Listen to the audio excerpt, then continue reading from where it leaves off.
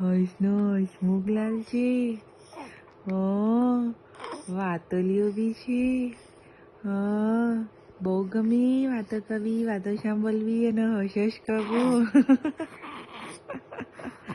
હે इतनी हंसी लाती कहाँ से हो?